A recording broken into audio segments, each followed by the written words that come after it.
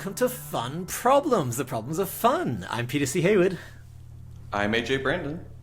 And this is the podcast. That's right. We invented the term podcast. We invented podcasting. We invented the word the. AJ, I feel like our impact on society is not sufficiently appreciated. But you know who does appreciate it? Yes, we have gotten some very lovely messages lately and discovered that two of my personal heroes listen to this podcast. And they're probably going to be like, okay, Peter, calm down. You don't need this to be a whole announcement. No, I do. I do need this to be a whole announcement. Yeah, do whatever you want, man. That's why they love it. That's my theory, because I'm self-indulgent. So on the Discord, we have David Malky, who's the creator of Wondermark, and also the editor of The Machine of Death, which is a book of short stories that I love so much that I totally by coincidence reread both books this year, just because I really enjoy it. He's been listening for a while. He's been making games. He's been engaging. It's been very lovely. I got to meet him in a playtest. Super cool. Yeah. And we got an email from Elan Lee. Oh, go ahead. I was going to say, if you've ever heard of the term sea lioning, that's from David Malky's comic about sea lions. Yeah, very cool. And then we got an email from Elan Lee, creator of Exploding Kittens, which I'm pretty sure I've talked about a bunch of times as just like a game that I unironically love. He has been listening for years and in fact gave us a shout out on the Tim Ferriss podcast. So that was very fun to like click through to Tim Ferriss's podcast and see our faces. Yeah, I mean, I think we've referenced not only Elan Lee as the designer of Exploding Kittens before, or at least Exploding Kittens as a product that, I've talked about it on my product design talk, because I think Exploding Kittens are like the masters of product design. But I think we've also talked about Tim Ferriss on this podcast, too. Yeah, almost certainly. So this has been a very good week. While we're in Shoutouts Corner, I want to shout out 2 games I played lately, which we don't normally do. And I'm going to quickly Google to make sure I've got the name of one of them right. But one of them is Vantage. Yes. Vantage, which you've probably heard of because it's by Jamie Stegmaier, a.k.a. like one of the rock stars of this industry. I don't like most of Jamie Stegmaier's games. I loved Scythe. Scythe was my favorite game for years and years and years. Everything he's made since then, everything he's made before then just hasn't landed for me, including Vantage, but I still wanted to talk about it. I played Vantage at a playtest day at my friend Shu and Christina's house. Every few months they have a day.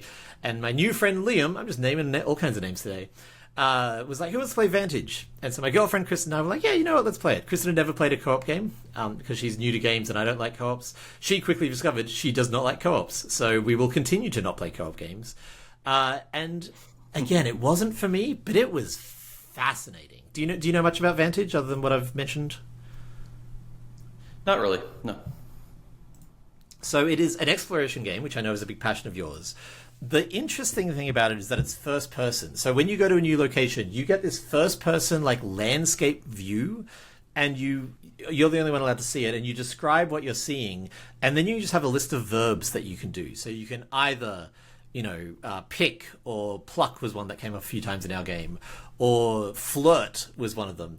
And you just have to infer like what part of what you're seeing you're most likely to be flirting with or picking or whatever. And the thing that makes it really interesting is that as soon as you pick that verb, you have succeeded. There's no roll to check. There's no fail state. You have succeeded. The surprise is how many dice you have to roll, and dice can be stuff like lose a health or lose morale, or it takes more time than you expected. So, for example, 6 dice is a lot. So if you roll those 6 dice, there's various ways to mitigate the dice. There's a whole system there, which I actually thought was very clean and interesting. But you just immediately succeed, and then once you've done an action location, you cannot do any more actions at that location for the whole game, even if you go away and come back. So that location is done. So it's sort of this big risk in what action you take. And the thing that really made it work for me is, A, it's not a campaign. Every time you crash on this planet, which is thematically what's happening, you are a new ship, newly crashing on the planet, and the only thing that you carry forward between games is your memory of like, oh yeah, that's right, that city on fire, you can actually rescue the people and they'll give you blueprints to make a castle or whatever. Maybe some specific actions. But you also start to learn like what these verbs are more likely to do, and there's 800 locations you can go to. So every card is double-sided. There's 400 cards. It's this massive grid of a planet. In a game, you'll see maybe 12. Like 12 would be a reasonably high number. So every time you play, you're just going to see a whole new part of this world until it's the kind of thing that I could imagine playing 100 times until I really know this planet. In the same way as when you play an adventure game or an exploration game, like my sister's playing through Silksong at the moment, and she knows the land of Silksong now. Like, she knows where everything is. I grew up playing Morrowind. I could get from any point in Morrowind to any different point in Morrowind in 3 different ways. And Vantage just had that feel to it in a way that I know is very common in video games, but I've never really seen in a board game, especially because you don't get a map. You are never just given like, okay, cool, here's the world. You only get first-person perspective. And it was just really kind of fascinating. And so I just wanted to call it out as like Jamie Stegmaier is top of the game, has made all the money, and now he is, I think, making art games for the masses in a like pushing the boundaries, like making new things in a way that I didn't love it. I'm probably not going to play it again, but boy, have I spent a week thinking about it. Right. Oh, that's very interesting. And I think I heard that he's been working on that one for ages and ages, which I assume 8 years, yeah. Like that. I will say that some of the things that seem to excite you do crop up in other games in the genre. Like Seventh Continent has the discovering new cards as you go, and there is no map, and you see a very small subset per game. It is still a campaign game, that sort of thing. Right. But it does have that same sort of feeling of, oh yeah, we've been here before, and we did one of these things. We didn't do everything that was here, or you see something, you're like, ooh, what does this crab flag mean? Huh. And then as you play the game where you're like, oh, it's a crab flag, But yeah, it's very, very interesting. I don't play those games, so you're right. A lot of the stuff that was new to me is probably not new to the genre. The perspective thing's the cool. interesting thing... I think I've seen something kind of similar to that in some of the Van Ryder games. There was one that was called Crusoe Crew, which I thought was very, very cute. And in it, it's a cooperative... do you know the gist of the Van Ryder graphic novel adventure games? Not at all. So the gist of it is they're usually like choose-your-own-adventure books, but with graphic novels, effectively, which isn't the newest thing in the world, but they have a very good structure to how they do them, is the short version of it. But the Crusoe Crew is everyone has a choose-your-own-adventure book that interact with each other. It's a co-op game. So when you turn to page 64, I turn to page 64, but I'm not you, so I get to see something slightly different than you do. I'm like, that's cool. Hey guys, yeah. what's this crab doing over here? And you're like, what crab? Or I might be the girl who gets to talk to animals. So I'm like, hey guys, this crab is telling us this thing over here. And you're like, what do you mean the crab's talking? Meanwhile, you're the trap kid, so you're like, wait, don't go to that page. It might be a trap. It's very cute. One of the things that really intrigued me about Vantage, and also is what made it not work for me, is that every game you get given a very specific mission. So ours was find 4 flora. So you had to have 4 items in your tableaus that had the word flora on them. That was the quest. And the thing that made it not work for me is very, very early on, I recruited a botanist. So I had a botanist, didn't help, never came up for helping me get flora.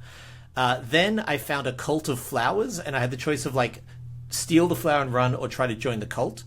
And I should have just stolen the flower because it would have got me a flower. I joined the cult, and so I got an amulet of being better with flowers, but not a flower. And so it was this really frustrating thing that made me hit against... Again, playing it a second time, I'd play it differently, even though I'm unlikely to play it a second time. But that hyper-specificity, I think, means... And again, this might be a common thing, means that if I was playing it a second time and the quest was get 2 amulets, when I encounter the cult, I'm not going to be like, okay, grab the flower, because the flower is not relevant to my current mission. I'm going to go for the amulet. And just that kind of revisiting with a new angle is one of my absolute jams in games. I love it. The other game I want to talk about is almost as opposite from Vantage as you can get. It is a game from 1977 called Playprop. Have you heard of this or played this? No. I played it once and immediately went online and bought it. It was just so perfect. Everyone has a piece of string with a cork attached to it. The corks are all in the center of a coaster. One player has a cup and 2 dice. They roll the dice, slam it down, then lift it up. If it's a double or a 7 total, so 2 dice if they're a double or they add to 7, everyone else has to pull their corks back before you can catch them. If not, you don't pull your cork back. That's it. There's a scoring system that I'm not going to go into because that's not the interesting part. The entire table was laughing. You teach, that teach is the game we could sit down and start playing right now. It went for 20 minutes of just pure fun and bluffing and getting in each other's heads.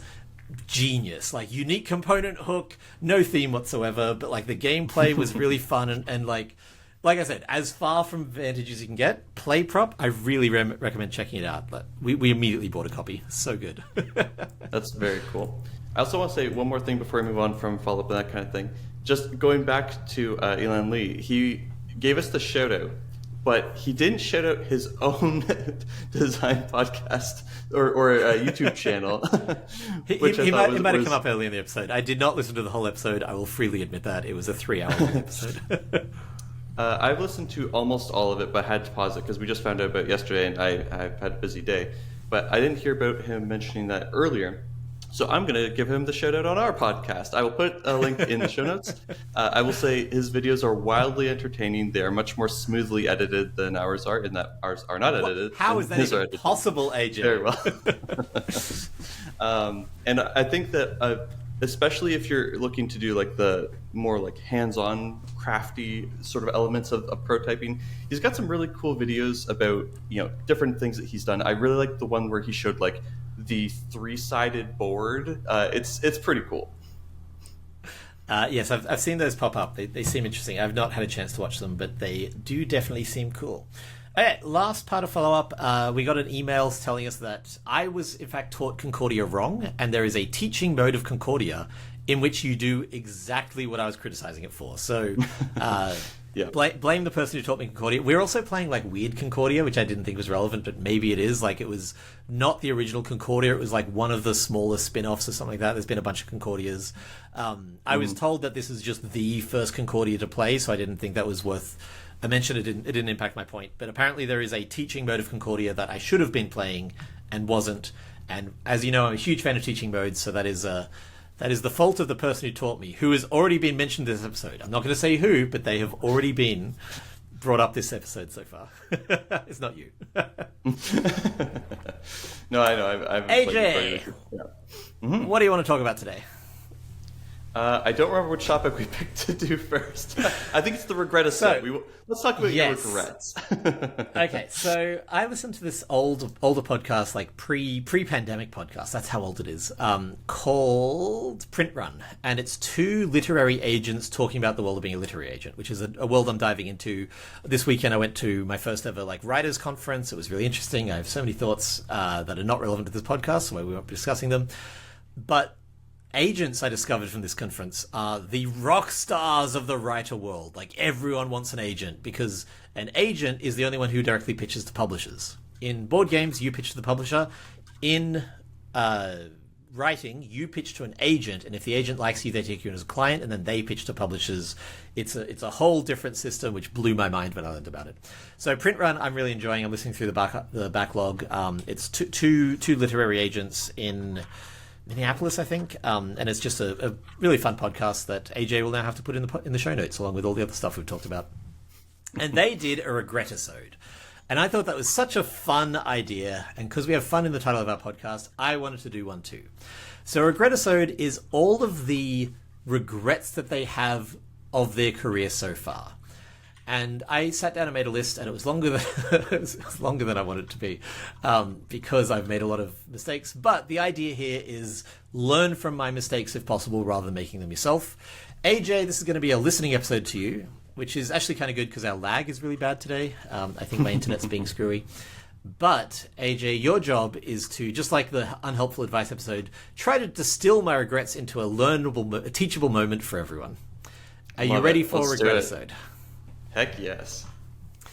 Okay, so some of these I am going to name the company. A lot of them I will not, because that's a professional thing to do. And these are not in any particular order. I'm going to start with a design that I had 10 years ago, just under 10 years ago, for an RPG. And I've actually just, as part of my stepping away from board games, I've been diving into RPGs as a player, which I haven't done for literally 2 decades now. And so this old RPG has really been front of mind at the moment. And what I did, AJ, and I'll see if you can spot the teachable moment here, is I had a friend who was really into RPGs, and she was like, yeah, I'll design that with you. And then I was talking about the idea at a convention, and someone at the convention was like, that sounds amazing, I'd love to work on this. So I co-designed this with both of these people.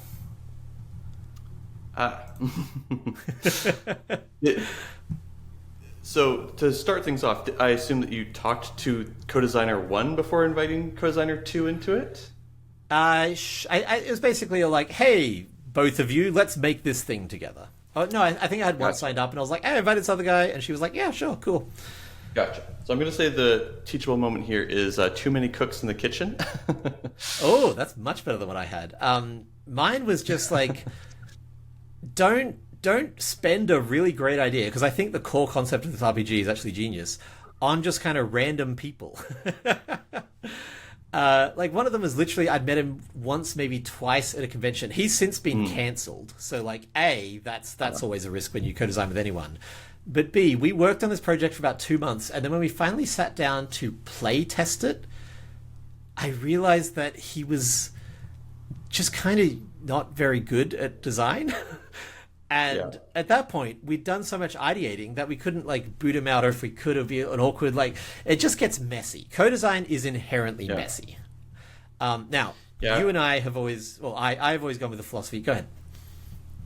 I was just going to say, in terms of picking a co-designer, I have never been like, hi, nice to meet you, let's co-design. The way that every one of my co-designers has started is I am friends with the person, I play test with the person, we talk design enough through those conversations and through playing games and through playtesting that then we're like, we seem to be in the line. We seem to get along. You get an idea of their sensibilities. You get an idea of their skill level. You get an idea of their tastes. Mm-hmm. Taste is so important in a co-design.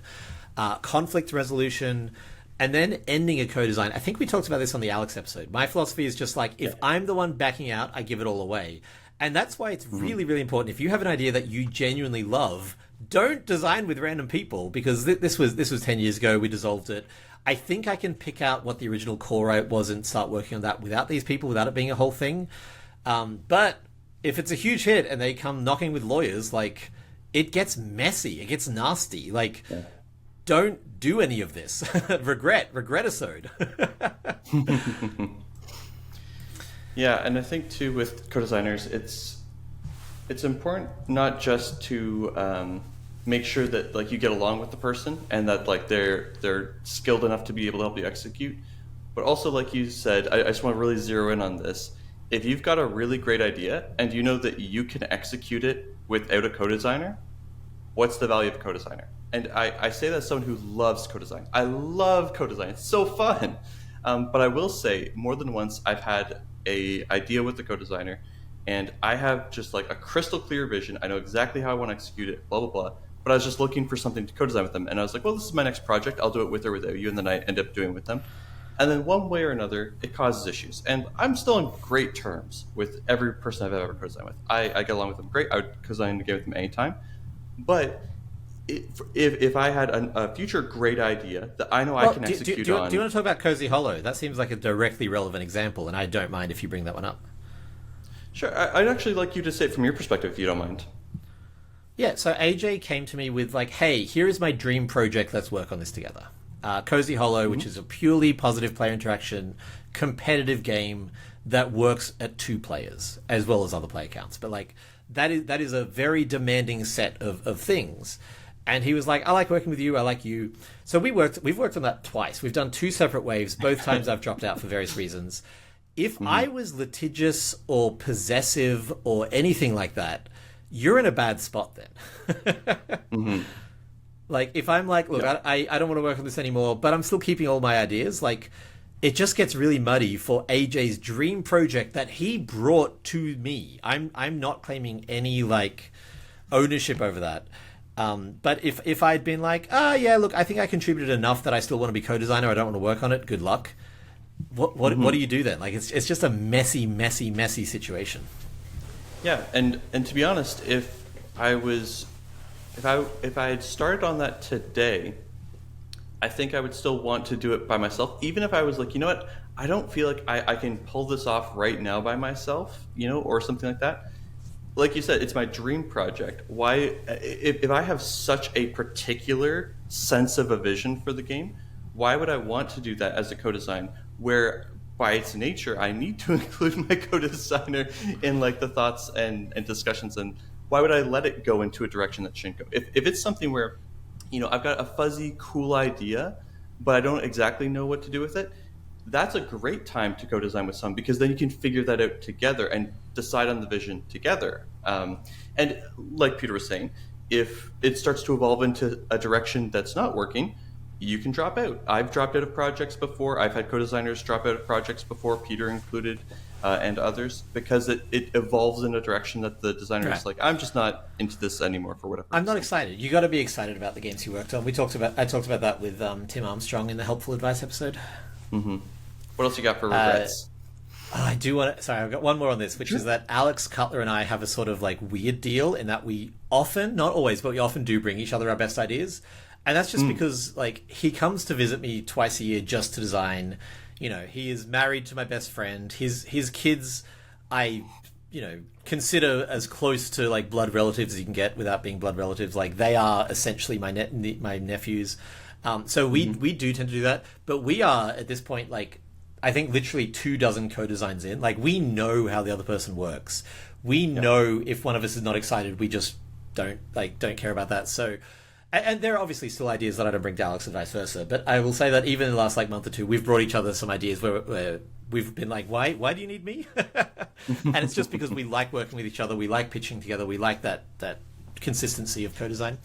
Okay, I have had multiple games where the first publisher who looked at it signed it. And on one hand, that's very flattering. If you hate pitching, which I think we all hate pitching, cool, just go with them. If they're a big company, go with them. I do regret in one and a half of these situations letting the first company who looked at it sign it. Not because they did a bad job with it, but because like maybe they didn't support it in the way that I expected to. Maybe I would have had a chance with a bigger company. Like if the first company that looks at it signs it, then there is a higher than average chance that another company would sign it. Like the way that probability works, if the first one is a success, then that could just be the 1 in 100 chance, or it could mean that this is something that is more likely to be successful. So I do wish I'd shown it to some other publishers just to get options and maybe, use that negotiation, et cetera, or seeing, hey, no one else wants it, but this company has the vision. Go ahead. I think the biggest takeaway for me from that type of situation is show it to your top picks first. Because if one of your if you're like, I'd love to have Stonemaier, I'd love to have Leader, I'd love to have AEG, like all these great big companies that do such a good job. Great, show it to them first. If they take it, cool. If not, then you can show it to somebody else. Now, that's not always an option for one reason or another. But it is tough in those situations because, what's the saying? A bird in the hand is worth two in the bush. Yeah. So there's also a business saying, which is never take the first offer.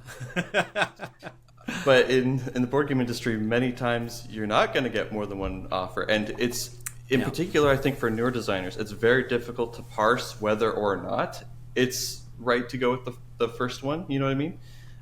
Like, I'm sure you would be able to tell at a glance, like, I know that this game is going to get like multiple offers. Like you could look at one of your games and be like, I know this is going to be one that people want, versus one that you're like, yeah, this one's pretty niche, probably not too many options. Right. But I don't know that a newer designer is going to be able to have that self-reflection or that honesty to be able to look at their own designs and say, this is something where it's not that good, or it's too niche, or it's not that can sell that many copies. I had a game with AEG that I was pitching them, and they were like, we love this. We will buy this as soon as it comes out. We even think it will sell, 10 to 50,000 copies easy.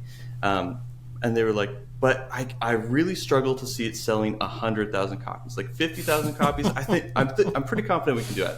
But we only want to sign games that do 100,000 copies. Joe from Allplay passed on a game for that exact reason. He was like, look, we will sell 10,000 copies, but our new minimum is 20,000. And I was like, yeah, look, that's a fair enough it's a fair enough no. But I don't think many new designers are equipped to be able to do that like they are. Right. Yeah, and I will say that Allplay is my favorite company to work with. I just love them. They almost always get my first pitch for exactly what you're saying. Like if Joe will take a game, I often don't want to pitch it to anyone else. Like I'm just like, cool, Joe is pretty much my best case scenario. But there are even exceptions to that. There's times where I'm like, man, this game could be a Hasbro game. This game could be a leader game. And so I will often pitch to Joe. And if he's like, yes, I'll be like, cool, let me pitch it around a little bit and then come back to you. And the thing is, like, working with professionals means that he's like, yeah, of course. Like, he's not like, what? I'm not your first choice for every game, because he gets it. He's in the business. Yeah. Okay. My criteria for this list was gut feeling. When I think about this incident, am I like, oh, do I cringe? So this is, I might be sobbing by the end of this episode. Hidden Panda.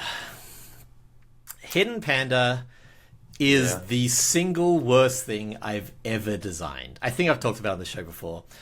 It was the worst year of my life. I had a newborn baby and a failing marriage. We needed a Kickstarter. I designed a game that I quite liked. I liked the original Hidden Panda. I brought it to a convention. A group was confused by it. I quickly made up variant rules. This one group was like, that's way better, so I published that. This is like full body embarrassing that this happened. It was a bad time. I don't do this anymore. And I think I've told this story before. After the game printed as it was shipping, someone popped on BGG, you can still find the thread, and was like, hey, isn't this game mathematically broken? I just read over the rules. Can't you do this and just guarantee that this team always wins? And the answer was yes.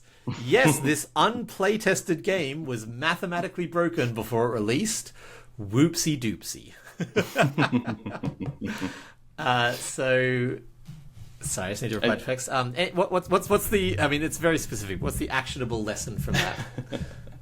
The actionable advice is playtesting is important, even if you are very confident in the changes that you made. Even if it's a small change, I would say, you cannot hit print. You can't, or even show it to a publisher. I would say with untested changes. Yes, I've got a game. I was going to say this translates down really nicely. Yeah.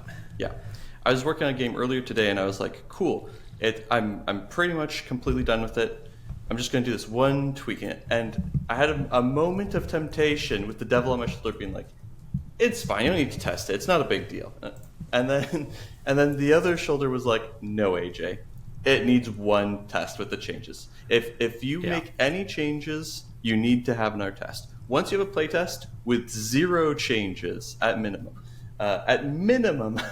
then you can consider it done. And this is after I playtested it many, many, many times before then, by the way, of course.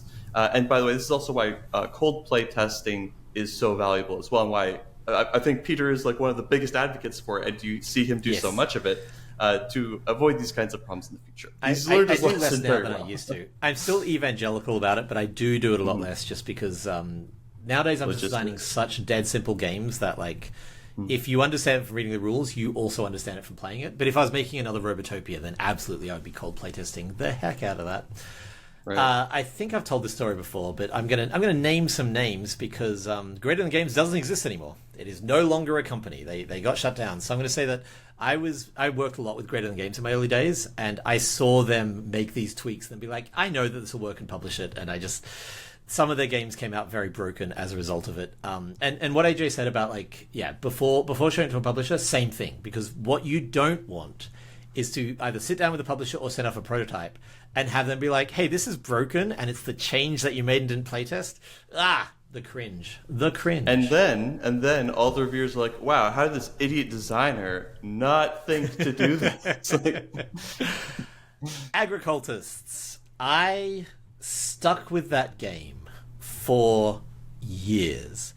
I was going through my old notes, and 2022 was the last time I worked on that. I think I started that game around when I met you, so I was working on that game for 6 years, and it just never worked. I found a quote the other day. I don't have it handy. But basically, like, there is this... it's from the Writers' Conference. I wrote it down in my Writers' Conference notes, so it's not my normal quote book. Where they were saying, like, stick with it. Stay on the path, stay on the path, stay on the path. I had that philosophy. I don't believe in that anymore, which is maybe a little bit defeatist. But if a game's... You know my rule. If a game's not working in the first 3 plays, I get rid of it. Agricultist didn't work in the first 120 plays, and I kept on powering through it. And this is how I learned that lesson, but I do regret like just how often, while this podcast is running, I've come back to it twice. And it just doesn't work. It just doesn't have a core, cool, fun thing. It has a bunch of cool ideas, but it never cohesed into a thing that works. And so I do regret like beating my head against that wall for 6 years or 7 years or whatever it was. Yes. Quitting is not a sign of weakness. You only have so many hours on this earth. Use your time wisely, and know when something isn't worth your time. I've always been a huge advocate of quitting. I think there's no shame in quitting. I quit many, many things, including designs, and I think it is just... think of it this way, my friends. It's not a retreat. It's a tactical withdrawal. It is, yeah. It's putting something... It's an opportunity cost thing for me. Yes. Yes. I've You could be so working many on a games game that works well quickly and put your time into that one. Yeah, absolutely. Okay, this is very non-relatable.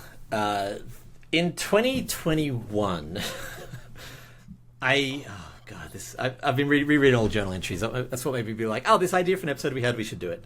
I was pouring money into Jelly Bean Games. I had a staff, this is when you worked there, AJ. We had a staff of, 8 people, 9 people? It was so many people. And I wanted to pay everyone fairly, so people weren't, they weren't making lots of money, but they also were not making nothing. And I wanted to be a good boss, so I was paying for, all this extra stuff. And my thinking at the time was, cool, I'll make money in my other career and then use that to pay for Jelly Bean Games. And then Jelly Bean Games will start making money. This is not how business works. This is not how everything works, how anything works.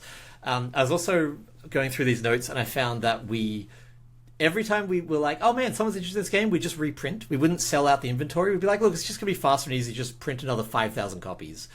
Having stock, it costs to print, it costs to store, it costs to ship, it costs to store, it costs to store. And on top of all that, it's really expensive to store games. So every unsold game costs you maybe $1 a month. It just adds up so quickly. And so again, this is I am down to $30,000 in debt because I had multiple big hits. Without those hits, I would be in hundreds of thousands of debts with no way out. I would probably have to move back to Australia and live with my mum. I am very, very... every day I know how fortunate I am that Things and Rings took off, that Critter Kitchen took off. But without those, I would be drowning. I would not have time to do this podcast. I would not have time to breathe. Years and years after... 2021 was, almost 4 years ago now? Yep. It was 4 years ago. And... oh boy, did I pour a lot of money into that.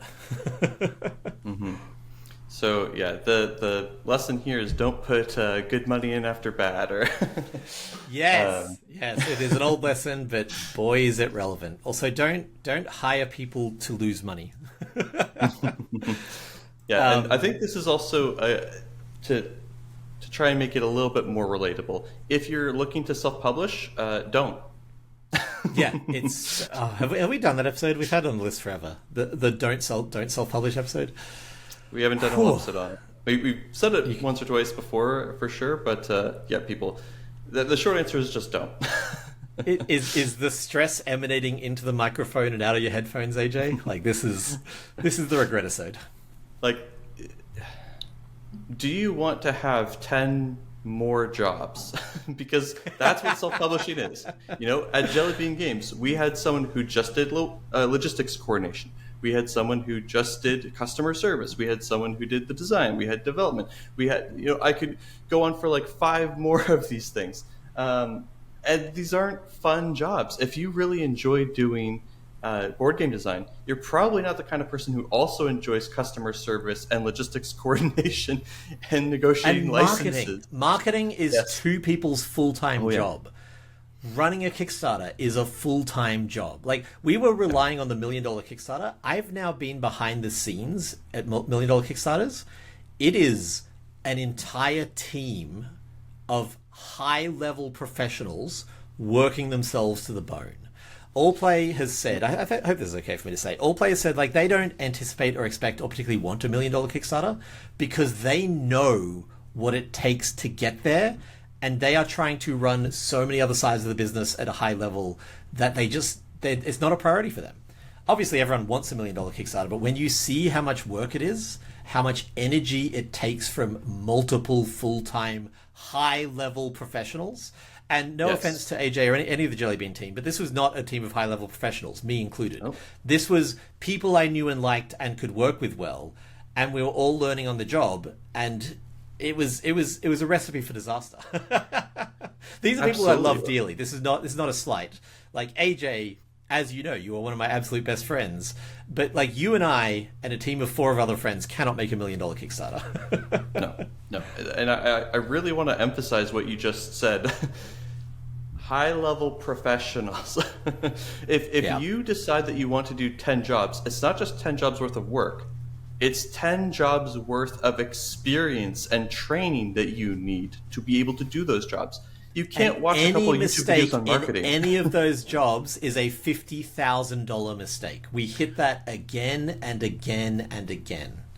Yep. Oh, you missed one card typo on quality control? Shoot. Well, now you have to send a replacement card to every single backer. Oh, you didn't know that there's a different rule for having batteries in a game versus having a candle in the game? that happened to Kurt. Kurt, sorry. Kurt, Stuck and Dagger. Now, you can point to someone like Jamie Stegmaier. This has accidentally become the Don't Start a Publisher Company, but let's episode. Jamie Stegmaier, he was an amateur at all this when he launched. It was a very different time. The level of success that he hit for that time was amazing, but it was a very different time. B, he will never run a Kickstarter again. I don't think I've ever seen someone so publicly miserable for so long. He delivered Scythe. You know this, right? He delivered Scythe 3 months ahead of schedule, and the hate that he got made him vow off Kickstarter. He doesn't run Kickstarters anymore. Wow, I didn't know he got hate from that. Not specifically for that, but there was a single line missing from one board, and people were like, "You didn't even make the..." Like, it's just...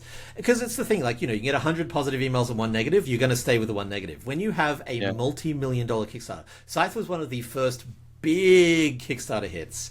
You're getting so many comments. Man, the Cracking the Cryptic Sudoku books, the dealing with that destroyed me for a year. It was miserable. Yeah. Okay, let's move on. French Toast. Yep. Do you want to try to guess what my Regretisode is for French Toast? For people who don't know, what is French Toast? So French Toast was a folk game that you turned into a board game with, in the same way that like Werewolf is a folk game that you can play mostly without components. You can Scrabble it together pretty quickly. Okay, sorry. This is something people think all the time. Werewolf was Mafia. It was invented by a very specific person who is still alive. Really? Like, that is not a folk game. That is one guy who came up with it, brought it to class. It's spread from there, but it is not a folk game. It is the invention of, I think his name's like David Dolbrick or something like that. Like a guy who was working at the same college as the guy who invented Tetris at the time Tetris was invented. Like that college spun out 2 of the most popular games of all time. Anyway, I'm not trying to get snarky with you. It's just such a common misconception. Mafia specifically was invented by a guy. Interesting. 20 Questions is a better example of what I think you're trying to say. Sure. Yeah, so it's a thing that you could play without, and I have played it without. And it is much, much better having the smoothed out rules that you have and having actual components that you can work off of and having the hint system, all that sort of stuff. And I don't know what your regret would be for it, except self-publishing. You got it. Self-publishing. Okay. Okay, I have 2 games that are constantly vying for the 2 published... how do I say this? There are 3 games that are constantly vying for the position of the best thing I've ever made. One is French Toast, one is Triangulation, which launched on Kickstarter today, and the third is Blades. Now, I thought you were going to say Henry, but that's fine. Henry is not a game that I designed. I do like to play him. I think he's a very fun game. Go ahead. And those are the 3 that are always competing. French Toast. So I'm just going to assume we're going to say French Toast takes a position. French Toast is my favorite thing I've ever made. My favorite game I've ever made. Henry is above it, you're right. It's super fun. I've never seen it flop. It's so rare to find a game that never flops. And when I first published this, because it was based on a folk game, I didn't put my name on it. And so, as a person trying to run a company, trying to find success, when you make the best thing you've ever made, what do? You Tim Fowers it. He self-published paperback. It's a huge hit. He is hopefully financially doing okay because he's made his games himself. French Toast, we were not positioned to support. The publisher for your game matters more than the quality of the game, which is a horribly cynical, depressing thought. And also, in my case, I have proof. Everyone who plays this game loves it. Everyone who plays this game shows it to their friends and they buy a copy. This should have been the viral hit of when it came out. Now, it came out during the pandemic, which is not a great time for that specific kind of thing to happen. I like the art. It's not the best. It's not the most appealing box cover that you've ever seen. And that's all because I was not the right publisher for this. If you have an amazing game, you need an amazing publisher. We've talked before about the fact that Just One is by the guys who make Seventh Continent. And I believe they own that publishing company. When they made Seventh One, they weren't cool, our publishing company now does 2,500 hour exploration games and a quick party game. They said, who is best positioned to publish this party game? Great, you have it, and it became the mega hit that it became. Yeah. Launching at PAX Unplugged this year is the all-play version of French Toast. As I said, Allplay is the company that I go to when I think something can take off, so I'm hopeful that it will have a life beyond what it had through Jelly Bean, because my regret is that it was a better game than I was a publisher, and that is really important. Any thoughts on that before I go to the next one?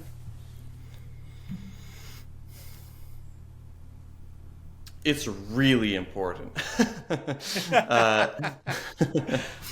And I think it's important to know that the publisher does a lot of things. They have a really important job. They choose everything from, I think what you're getting at right now on a very specific point is basically the marketing and the distribution of the game more than anything. Yeah, and their built-in player base. But it's also really important to think about how the publisher can frame your product. The same, like you said, the publisher and the final product matters more than the quality of the gameplay, than the craft of it. And again, it sucks to say, isn't that but horrible? Absolutely true. I mean, I think a very clear example of that is Wordsy versus Prolix. Was that the original name? I can't even remember it. Prolix. Yeah.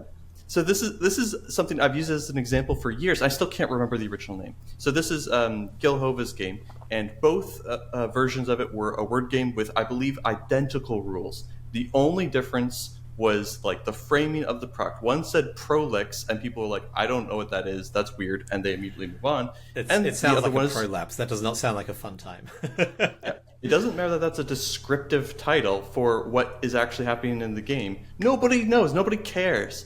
And when he changed it to Wordsy, well, it's a word game. That tells everybody what it is. The front cover makes it much more clear, and that sold way, way better.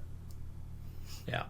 I designed Things and Rings with a publisher in mind, and as I always do, and that publisher was Looney Labs, because they had done Zendo. So I pitched it as Vendo. That was the idea. And I think Vendo would have done fine, but Things and Rings outsells the theoretical Vendo 10 to 1s, if not 100 to 1.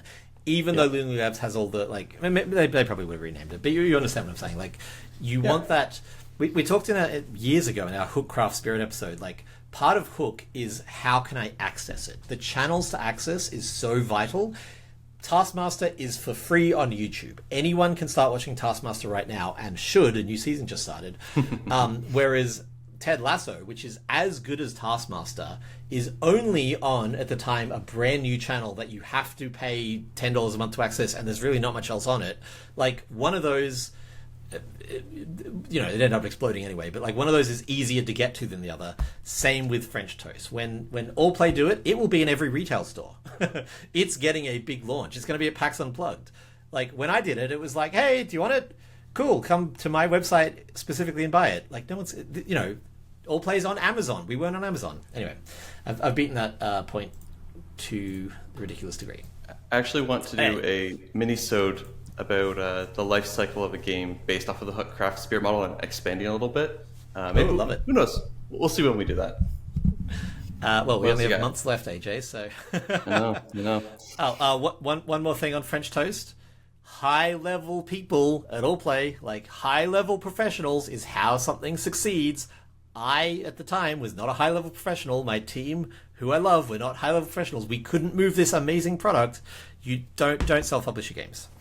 What, if anything, do you know about this? Sorry, my internet's slow. I can't see it. It's just a blurry block. Oh wait, is that? Okay, so that's the mechanic game. This is Traitor Mechanic, the Traitor Mechanic game. And you also did deck building, the deck building game, right?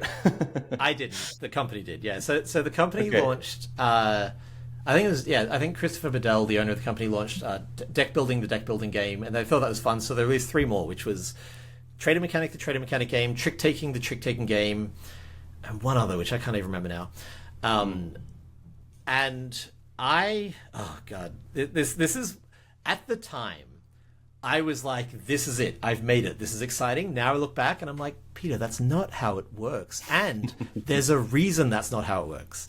Christopher Bedell, and again, I'm going to talk about this because the company doesn't exist anymore, called me and was like, hey, Peter, you're a brand new designer. I had nothing published at the time. You want to make a game. I have this idea for a Traitor Mechanic game called Traitor Mechanic, the Traitor Mechanic game. Let's co-design it. Go. Similar to my first one, the RPG, this is not a good way to make a game. It's this conflation between they want to and they have the capacity to. These are not the same. This actually is kind of almost the theme of the episode, because my staff was all like, yeah, we want to do this. Great. I had the mindset of like, oh, you want to do this? Then you are able to. Let's do it. And that's not how life works. And so I spent a lot of time. And back in the day, AJ, hold my hand. Back in the day, I was a big theory crafter. So I would sit down and design the game on paper and think about it for a while and be like, that doesn't work. And then design it again until I had something that worked. That's the game that got published, AJ. Oof. Because I was like, this works. And then, to be fair, I pulled it out to a table once and it didn't break. And in my rose-colored glasses, I was like, it didn't break. This is a game worthy of publication. And Christopher Bedell was a huge successful designer. Sentinels of the Multiverse, deck building, the deck building game. And he was like, this sounds good. So I was like, great, we're good to go. He signed off on it. I've signed off on it. My one playtest signed off on it. So I sent it to them, and they published it exactly as it was. The player range on this box, AJ, is 4 to 10. I played it once. How many of those 7 player counts, 4, 5, 6, 7, 8, 9, 10, has this been playtested at before it's published? 1/7. Oh, the regret. Oh. But on the other hand, it's an all-time classic, so it did work out in the end. I have probably had more people send me photos of finding this at their friendly local game store than any other game. Because it's got a catchy title. Yeah, people see it and they're like, oh, Peter C. Hayward, they send me a photo, which is very nice. But this game doesn't need to exist. It was a joke title and then a nonsense idea. And like Sam Healy gave it a very positive review, and I'm like, what? Yeah. Anyway, Regretisode. Okay, I got 3 more. As I mentioned, I've been reading through my diaries from years ago. I stopped journaling because I had a complete collapse. I don't know how much we talked about this on the podcast, or if you just like listen to those episodes and hear the exhaustion in my voice, but I got sick, and at the time I thought it was like a hormonal thing. I look back then, I'm like, oh no, that was just overwork, complete collapse, because I've been reading through my journals. So for a while, I was running Jelly Bean, which remember had 8 close, not full-time, but like had 8 intensely on employees. We had 7 meetings a week that were each like an hour and a half with the whole stuff. Like it was crazy. So I was running Jelly Bean. I was designing games because Jelly Bean needed new games to come out. I was developing the existing games. I was designing games for other publishers. This is the time when That Time You Killed Me came out, and I had to do a lot of work on that. I was doing my other job that actually makes me my money, and because Jelly Bean was collapsing so hard, I needed to triple my output at this other job to pay for Jelly Bean so it could keep existing. I was, at the time, obsessed with closing the rings on my Apple Watch, so I was working out for half an hour every single day, actually often an hour. I was reading for half an hour a day because that was important to me. I was journaling for half an hour a day. This is why I have a log of this time. I was dating. I have a son who I was, trying to parent long distance during the pandemic. I was in a writer's group where I was trying to get my sitcom career started. And AJ, did you know at the time I was running a video game company? I didn't know that you were running a whole company. I knew that you were working on a game with someone. I didn't know that you were. Yeah, it was a self-published thing, so we had to do the finances, the marketing. I had to art direct for that, and I was getting my YouTube channel up and running. I did not have moments. I did not have seconds in the day. I have always been a guy who does a lot. I'm sort of famous for like the output that I have. Even now, people are like, wow, how do you make so many games? I'm like, oh yeah, one of my 4 careers. And I found the limit to that by just pushing and pushing and pushing until I went past the limit for months and then had a complete psychological, physical, and financial collapse at the end of it. Board games is part of that, but that is my regret. Pushing myself to the point of actual, complete physical collapse. So, the important thing here is to work harder.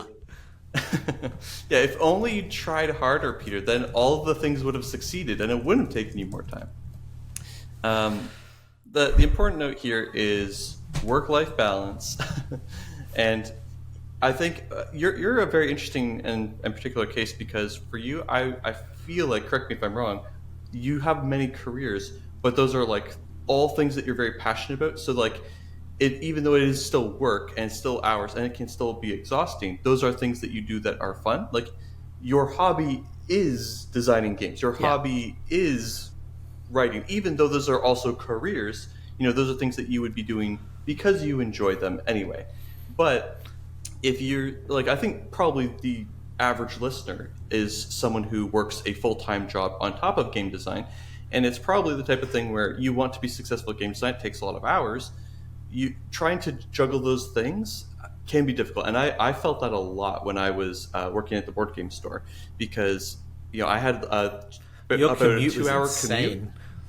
Yeah, on top of working 9+ hour days, and like if the weather's good. I live in Canada. The weather is often not good, and there's also often traffic. So often it would end up being I wake up, I go to work, I leave work, I come back home.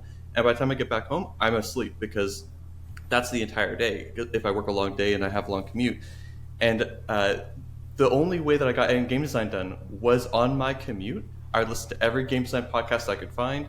I would think through my games and I would design them in my head as I drove.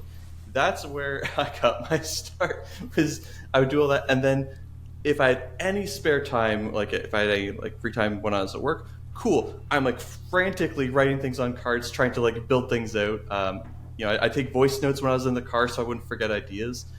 And I was similarly very exhausted by the end of that. And I think it's a very different kind of exhaustion where it's, for me, it was still a number of hours, but for you, I think it was probably much worse because it's a lot of hours that are like intense like thinking and creative energy that you need to put into these things. And that's very, very hard. But yeah, I'm not trying to woe is me, but yeah. I know there are people who are in much worse situations than I am, but yes, so yeah, I still, that doesn't stop me from regretting pushing myself to a complete physical collapse. Be kind to yourself, people, and take time off, which is a lesson I'm still trying to learn. I got 2 more: The Lady and the Tiger and the Dragon. Or Lady and the Tiger Dragon edition is, I think, what we ended up calling it. This was a Kickstarter that Jelly Bean launched last year, this year, sometime in the last 18 months or so. And it didn't fund. It didn't get close to funding. And I don't think anyone was excited about it, including everyone who worked on it. That's such a red flag.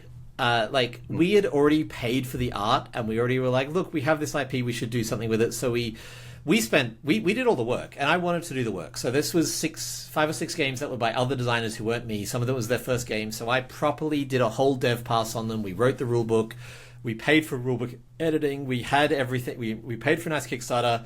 We launched. No one cared, including us. And don't do that. I mentioned that, like, if you want $1 million Kickstarter, you have to have all the energy and the high level skill. Like, if you don't have energy, it also just can't work. You need to care about the things you do. I think you and I have had a conversation recently where you've been like, yeah, I made this game and I don't like it that much, but I think it'll do well.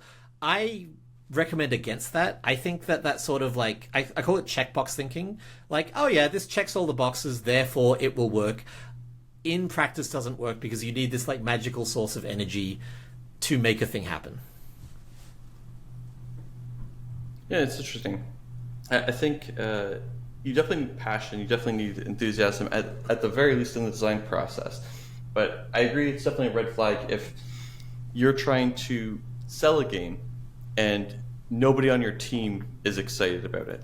If it's not something that anyone at your team is like, oh yeah, this is a really cool game, why are you making it? do you think it will actually do well? I think the exception to that in the capitalist world that we live in is, hey, we have the Game of Thrones IP or the Breaking Bad IP or Attack on Titan IP. Cool. But if you don't care about Game of Thrones, you're not going to do a good job with it. But what I mean is, it doesn't matter, because nobody's buying those games for the gameplay. Those games don't. Like, I mean, it will do better. Simon launched that Game of Thrones mini game and then went bankrupt. Yeah, I mean, I want to go to Simon, and I don't want to encourage people to do what I just said.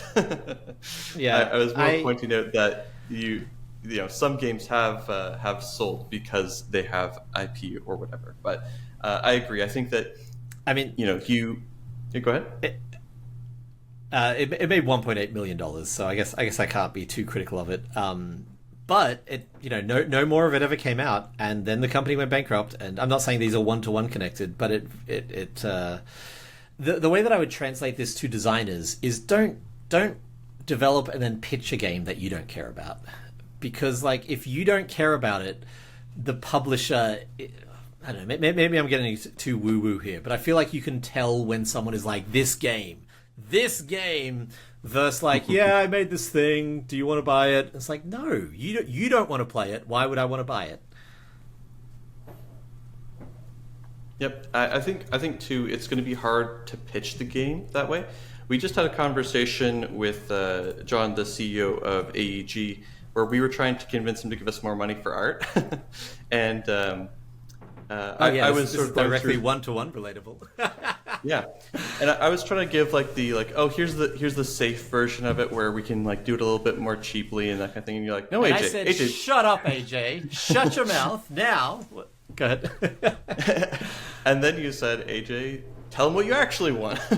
And so I did, and I got really excited about telling him about it. And then John got really excited about it, and today we got the money.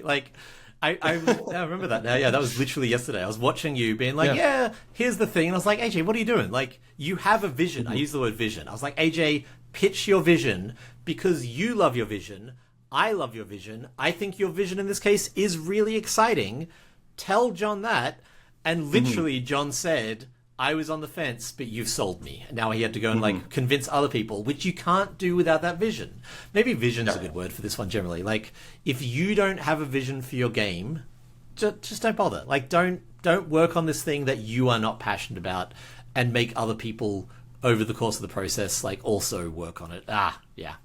Lady and the Tiger Dragon Edition was a very expensive mistake, as most of my mistakes are. AJ, are you ready for the last one? Yep.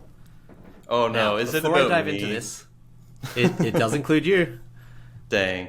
I want to tell our story, because that company, no one who is involved in this story works at that company anymore. Are you okay with telling the full story? The full story of what? Of us? Well, I don't want to say it until you sign off on it. The time that we spent over a year working on a game. Oh yeah.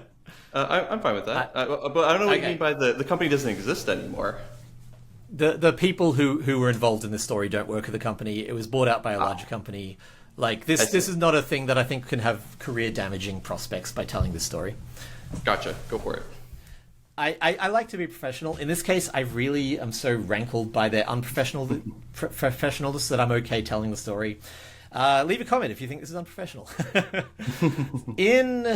God, what year was this been? Early 2022, I want to say. That sounds about right. I was at Gamma. And I was at Gamma actually pitching French Toast around because I was like, this game flopped for us. I want this to find a home. It ended up getting signed by a company who held onto it for 2 years and then also collapsed. So I'm not going to talk about that company, but so we got the rights back. And literally, I don't know if I've told you this. Before I officially got the rights back, Joe had already reached out to me like, I want French Toast.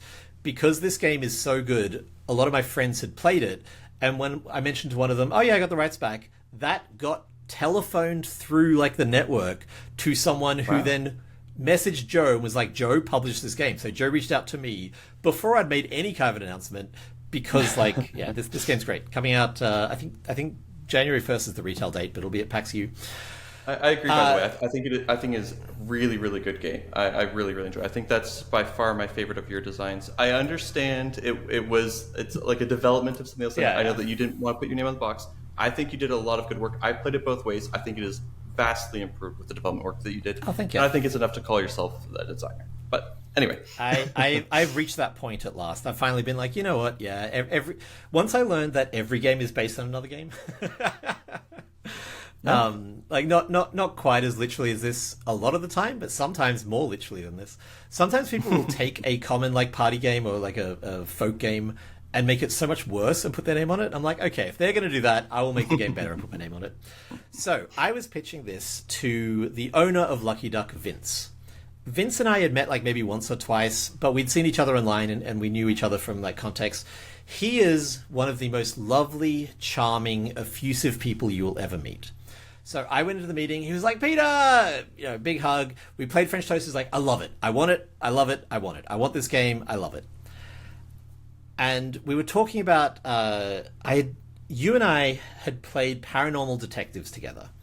And driving home from the convention where we played Paranormal Detectives, we came up with two things. One was how we would fix the problems we had with it. And the other was this podcast. Yep. And so I mentioned to Vince, it was on the shelf, I was like, by the way, we have an idea for like a sequel to Paranormal Detectives. And he was like, we would love that. This is one of our best-selling games. If we could like do a second one or an expansion or whatever, like that would be such a hit for us. We would do that. And I said to him, and I was very direct and clear, as I am, as everyone who knows me am, as everyone who knows me knows that I am. I was like, Vince, I am a professional designer. I am not going to work on this project unless it has a realistic chance of happening. I'm not saying you have to sign it in the room, but I don't want to waste time making this game and then have you be like, it's not really an option. He was like, no, I am telling you right now. I know you. I love this game. I love your idea for it. If you come back with a really viable sequel to Paranormal Detectives, that is something we would seriously consider. Obviously can't commit right now. That was fine. So I called you up and I said, AJ, Vince wants to do this. Now, AJ, you were an unsigned designer, a very enthusiastic designer. Do you want to take over the story from your perspective? Because I think this is a shared Regretisode. This is why I wanted to end on it. Yes. Yes. So yeah, I was extremely enthused because I love Peter, and I was very enthusiastic about getting something where it's like, oh, this is basically already signed. I was very confident we would be able to vastly improve, in my opinion, at least in our opinion, the core gameplay. Oh, by the way, our changes are up on the Paranormal Detectives BGG. There's a files thing because we. So if you want to see what our specific changes were, you can just go find them. So we won't go into that. If that is interesting to you, if you're like, oh, what would they have done? It's there. Link in the show notes. And also, we put a little designer diary there of like, here's our thoughts behind these additions and changes. And also, all the mini games are new. And we have a full set of new cases and everything, which is part of the regrets. So I was extremely enthused, obviously. And because this was, I think in large part because this was the first like really good chance I had at getting something signed, and the first game that I was like really focused on working on. I really wanted to put up my best foot forward, and so you very responsibly. You wanted to give them. Oh, go ahead. I was going to say this, but it's better coming from you. No, go ahead, please. Go ahead. Go ahead. I remember, and I wanted to check in with you. I remember being like, now AJ, nothing is signed, and there's a quote. Neil Gaiman said that he doesn't believe his book's going to become a movie until he's in the cinema watching it, and Terry Pratchett added, "I still don't believe it at that point." Like until it happens, it doesn't happen. There was a movie, Batgirl, I think, that they literally wrote, shot, edited, composed everything, and then for tax purposes, it never came out. Like there is no guarantee that your game will come out until the second you are holding it in your hand. I have seen games pulped when the designer had a physical copy in their hand because of an IP dispute. Like until it's on the store shelves, it doesn't exist. So I tried to, and like you said, responsibly, I tried to be responsible, be like, AJ, this doesn't mean it's going to happen. Yeah.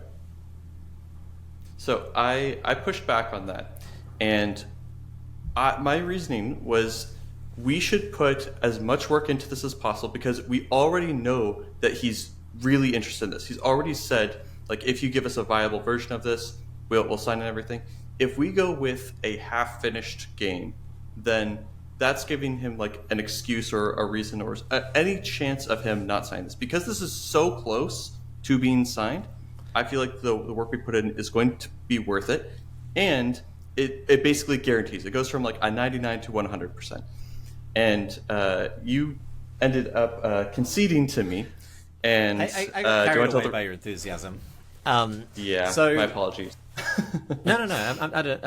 You're not the target of my regret here. I should have said no. I should have done less work on it.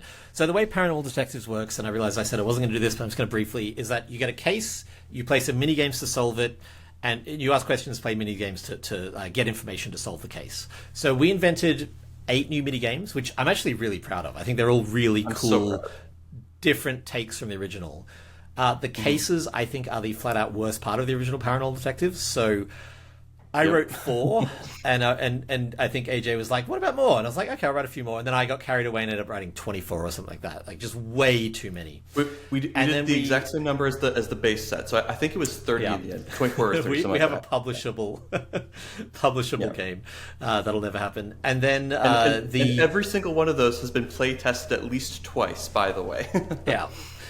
And then the way that you get information is you ask a question, and the rules are like, but don't ask a yes/no question. But people just always end up asking a yes/no question or something like that. It's this annoying, like, there's a rule and you don't follow it. Yeah, I just want to like zero in on this because this is, I think, one of the biggest improvements to the game that we did, which is basically you're trying to do the clue sort of thing, like who died, what was the motive, what was the murder weapon, where did it happen, right? You need to figure out those 4 things, and then you win the game. And so the natural thing to do when you're asking questions is, who did it? What did they do it with? Yeah. Where did they, like, why would you not ask that? And the game says, oh, don't do that. But, like, it's very hard to come up with a creative, interesting, fun question that isn't just that direct thing. The incentives are not lined up with the fun. And that's a fundamental, I say problem. It was a very successful game that I do enjoy playing. But we wanted to see if we could fix that, if we could hotwire our way through that. And I think we did a really good job. We had question cards. So if you want to ask a question about where they died, you draw a question card. And it gives you options of questions to ask. So we have already done the hard work of coming up with the fun, interesting, creative questions. The player just picks from the menu. Yeah. I think in the file that we'll link to, it says, like, if nothing else, you can just print these question cards and play with that. So we made a full sequel, like ready to print, full play-tested sequel. I reached out to Vince, and Vince was like, great, amazing, I love it, I'm so enthusiastic. I'm going to set you up with our pitch guy. So AJ and I, and we prepped for this pitch. Like AJ said, like, we wanted to give them no reason to say no. We wanted to put our best foot forward. We thought that if this was as big as Paranormal Detectives, that's a huge hit. Let's do everything we can to make it happen.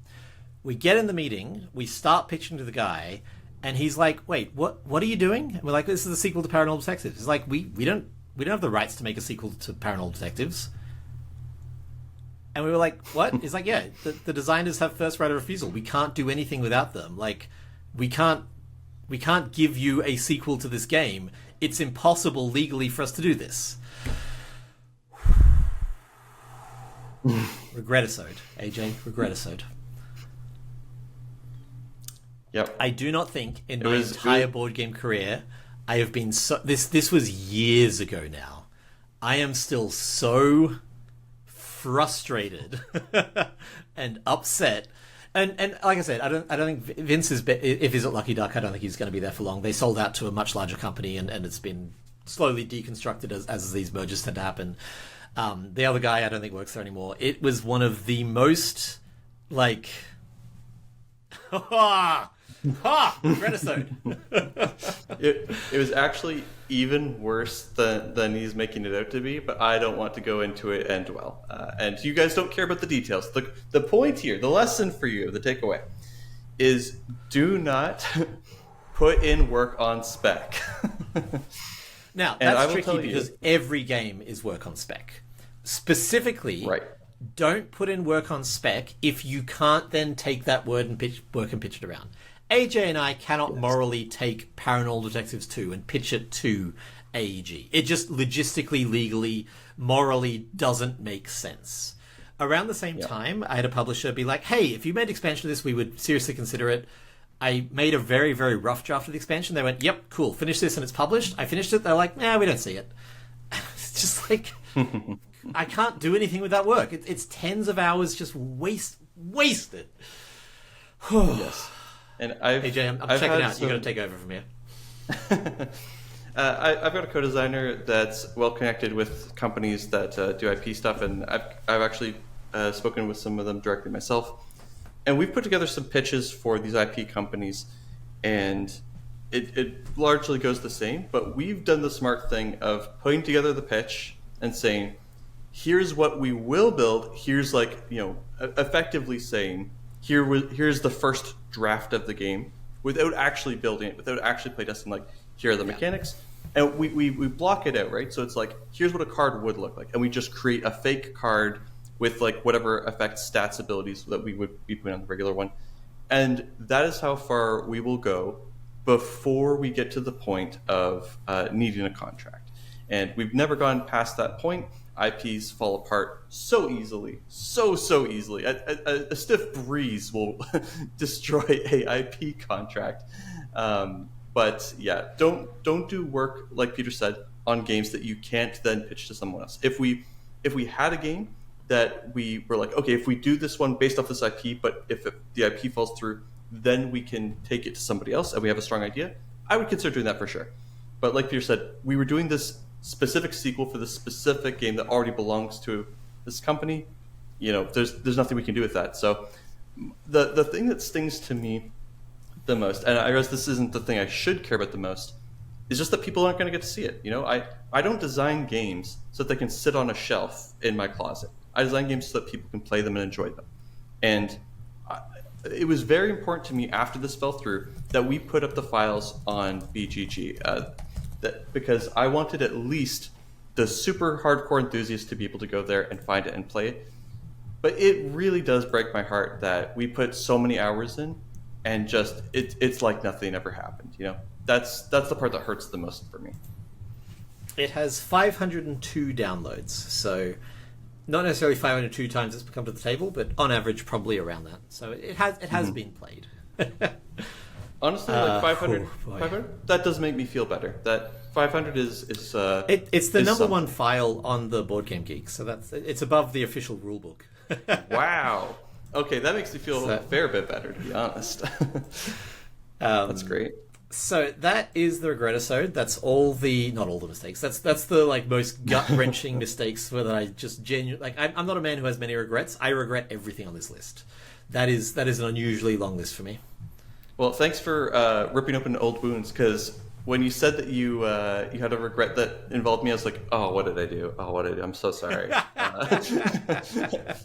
Like, oh, this podcast. Oh, hiring you for Jelly Bean. Oh, co-designing with you at all. This has been the worst experience. That'll be the sequel. The what Peter regrets about AJ Regretisode. Oh yeah, that has to be a full episode. We don't have enough time to talk about all that. AJ, you know what I really need after that? A fun question. Oh, maybe some publisher advice first, though. Okay, well, I've got one that I thought we'd done, but maybe I didn't. My note just says publishers are not your friends. Have we done that one? Good call. I don't think so. No. So, I am friends with many of my publishers. I will hang out with them socially, separate to what I do. But in terms of the designer-publisher role, that is a separate relationship to my friendship with them. Now, again, I want to work with my friends. I want to work with people who I trust. A contract is basically worthless because I'm not going to take it to court. I need to be able to trust them separate to the contract. But the other company who was like, hey, yeah, design expansion, that was a friend of mine. And when it fell through, I was like, oh, that really feels bad. But it was a business decision. They had to make the decision for the business. I get that. The publisher is not your friend. The person can be your friend. That's great. Publishers are not your friends. That's very cynical advice, but we just did an hour of me regretting. So that's where I'm landing. Just don't go into it expecting. The publisher. It's not that they're against you. It's that they have to look after their interests, and so correspondingly, you have to look after your interests. AJ and I, yes. We love AG. We love working with AG. We have had times, I think it's okay for me to say, where their interests did not align with ours, and we had to separate our friendships. Not our friendship. We were a unified designer team. We had to separate our friendships within the company and be like, hey, we need this contract. We need the letter of this contract to reflect the worst case scenario. Because if AEG got bought out tomorrow and everyone was let go and the new company was like, haha, we can use this contract to halve your royalty, we can't have that. We can't have that in a contract. We need the contract to be ironclad, separate to the friendship. Yes. And like, if nothing else, the publisher doesn't want to pay you more than they have to. It's a business decision. So when you're negotiating for royalties, like, they're not your friend. They are trying to pay you as little as possible, ideally within reason, but it varies a bit. And you as the designer want to get paid as much as possible. Like, why would you not want more money? Yeah. So you both want the game to be a hit. You're aligned there. You both want like a bunch of stuff in common. You don't both want you, the designer, be paid as much as possible. In that specific instance, you are pulling in directly opposite directions. So you need to make sure that the contract supports you, because if there's a dispute, the publisher, every reasonable publisher will be like, well, what does the contract say?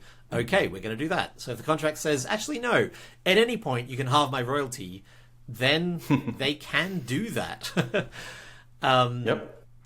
Very relevantly, like, Jelly Bean, when I was burning all that money, that's because I was trying to do everything the right way. And boy, did I go bankrupt. Boy, howdy. You can't run a very successful publisher while also trying to be generous to everyone all the time. Publishers are not your friends. AJ, I need some fun. All right. What is the coolest animal that almost nobody's ever heard of? Now I can't remember it. I know it very well. Let me quickly look it up. Quokka. So I had one written. But before I finished typing, I remembered it. The quokka. Have you heard of the quokka? Yeah, that's an Australian like little like Pikachu looking thing, right? Yeah. It's the selfie critter. It's the one that just loves selfies. It's always smiling. I'll put that up in the video. I'll put it over your face. Oh. Yes, the quokka, I think, is my favorite animal that most people have not heard of. Do you want to describe it for the listeners a little bit? Yeah. So I think it's like an oversized hamster or chipmunk who, for whatever reason, loves taking selfies with people. It looks like it's fake. It looks like it's a made up animal because it's so cute. You've never heard of it, and it like looks amazing in selfies. So yeah, the quokka is just a very cute, like rodent-y kind of, like, imagine the cutest rodent, make it cuter, make it love selfies. It's like a Pikachu. It's like a Pikachu mouse. It's like permanently just smiling. Like what a chill guy. Yeah, they are adorable. Just Google Quokka. Yeah. I had one that I wrote down for this, and since then I found another cool one. So as always, well, as often I do, I'm going to say two. First is a binturong. Have you heard of a binturong? I feel like I've had binturong meat, but maybe I'm wrong. Ugh, I don't think so. It's okay, then I have not. I'm thinking of there's another word for jerky that is like that. Maybe, I don't know, Australians are weird, maybe they do eat them, but it's also known more colloquially as a bear cat, and that's kind of what it looks like. It looks like a cat mixed with a dog through bad CGI with a prehensile tail. It's just like, it's like a big fluffy, it feels made up, lumbering, like cuddly thing. Yeah, it's very long. Biltong. It's South African jerky. Biltong. That's how I got there. But yeah, I just think binturongs are like really cute, big, fluffy guys. I like them. And then kind of the opposite end, the one that I found more recently, is called a masked palm civet, Civet. And that one is like, it's like a cat mixed with a ferret, but like very like, it's very like skinny, very long, has like the very cute like cat-like face, but then like tiny little bunny ears. It's a very, very cute animal. Do you know the okapi? Okapi? I do. I love them. That one I feel like I learned about very late, so in my mind no one knows it. But that's a weird, like another weird hybrid animal. I've always been really into animals, especially weird animals. So I think that one is very rare that people know about, but. You know, I think I had a lot of books and stuff as a kid for cool animals, and I love them. I love animals; they're great. It's a giraffid. Okay, AJ, that was very stressful. So I will talk to you next time when we'll be talking about, I guarantee, something that is less stressful, because it's impossible for the opposite to be true. Do you have one last question for me? A question for you. Peter, yes. How do we end this podcast? I'm too stressed, AJ. This really took a lot out of me. I was like, what? Do we normally go back and forth with fun questions? How do we end the podcast? By saying goodbye, everyone. Bye.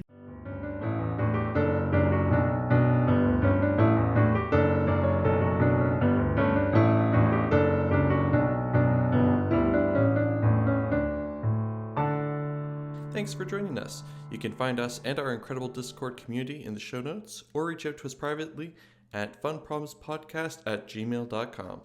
We'd love to hear from you. If you enjoyed the podcast, please tell a friend.